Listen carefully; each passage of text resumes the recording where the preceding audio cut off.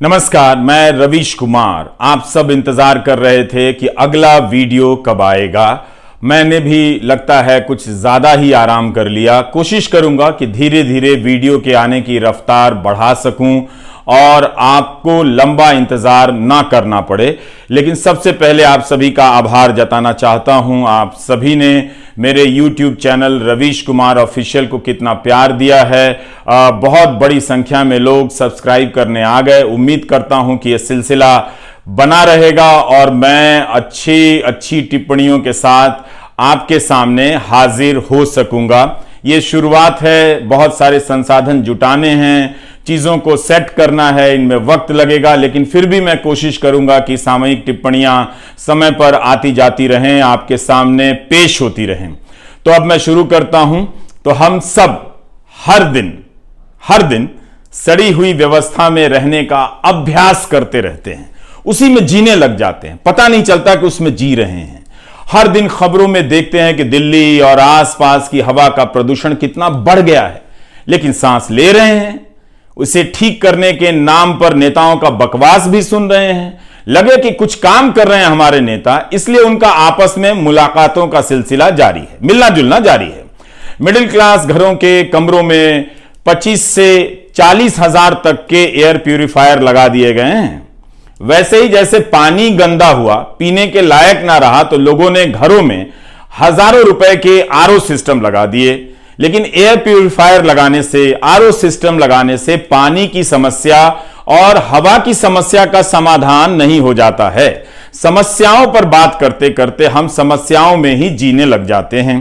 जैसे दिल्ली से गुरुग्राम जाने वाले लोग हर दिन 2 से 3 घंटे ट्रैफिक जाम के लिए निकाल कर रखते हैं।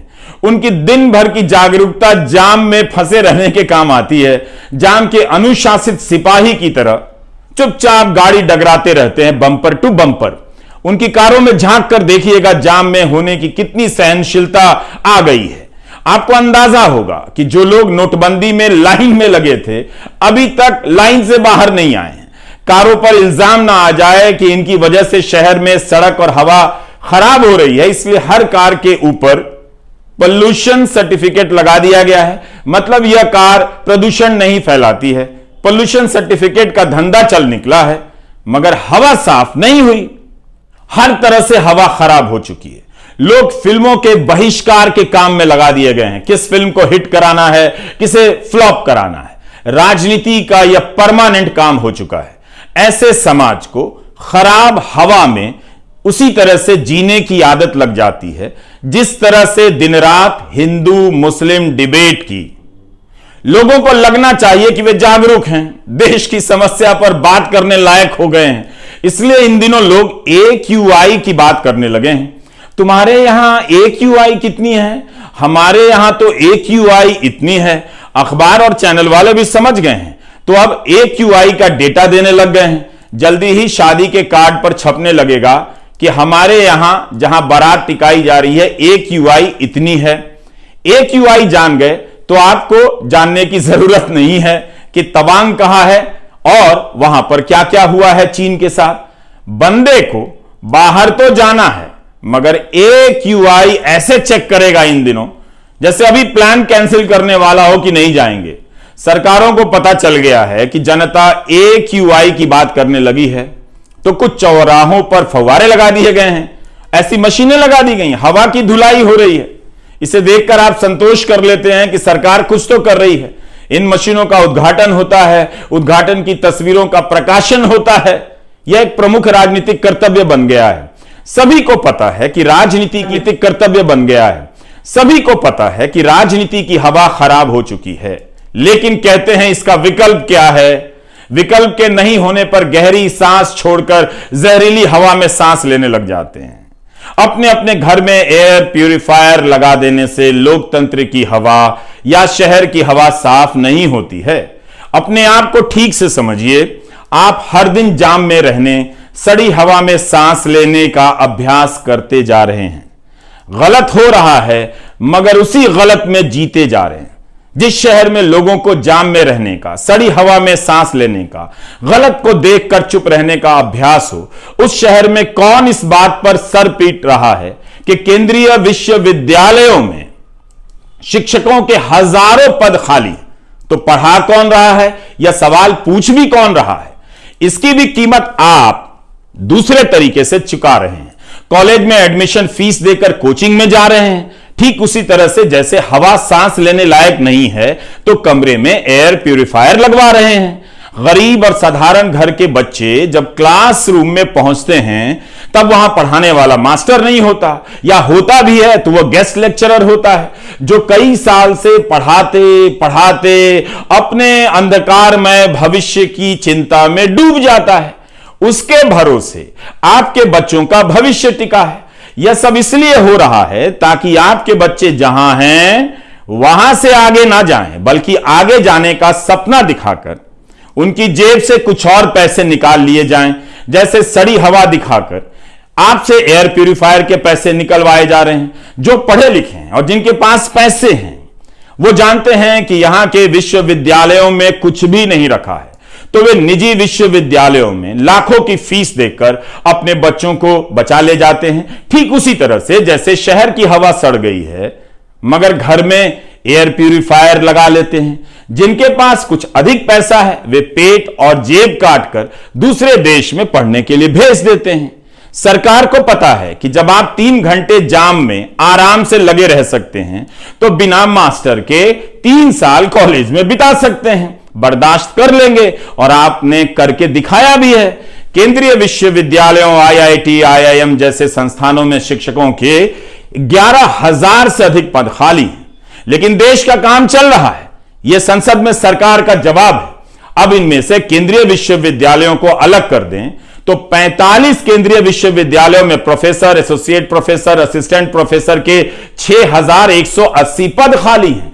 आईआईटी में 4,502 पद खाली हैं। सोचिए, जिस आईआईटी की इतनी धूम है वहां शिक्षकों के हजारों पद खाली हैं।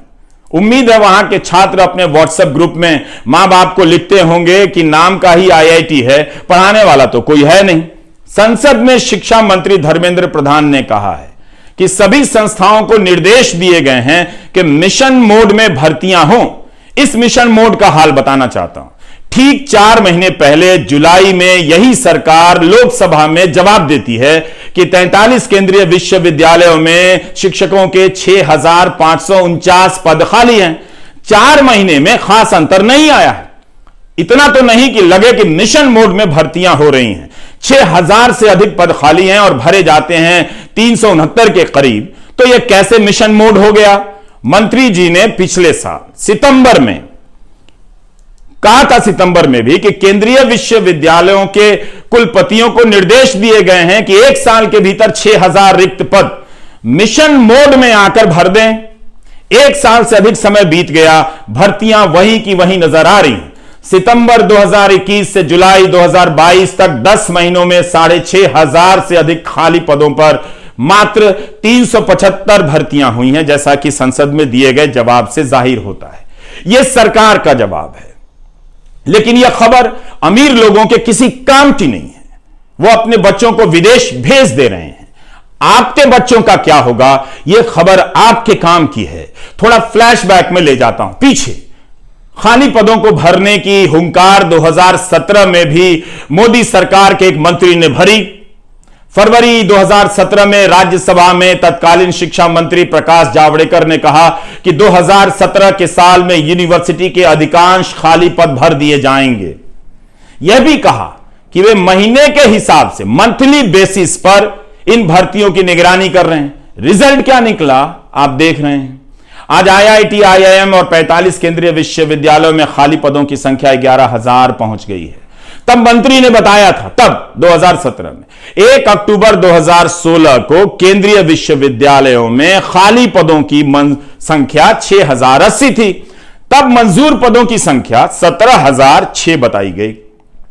अब तो मंजूर पदों की संख्या भी बढ़ गई है, 18,969। मगर खाली पदों के भरने में कोई बहुत बड़ा बदलाव नजर नहीं आता। उस साल जावड़ेकर ने कह दिया, पिछली सरकार के दौरान 6-7 साल भर्तियां नहीं हुई, इसलिए खाली पदों का बैकलॉग जमा हो गया है। मगर मोदी सरकार के 8 साल बीत जाने के बाद भी हाल वही नजर क्यों आता है? पिछले 5 साल का दोष गिना रहे थे। क्या अब 8 साल का हिसाब देंगे? आपसे मांगा जाए, कौन मांगेगा?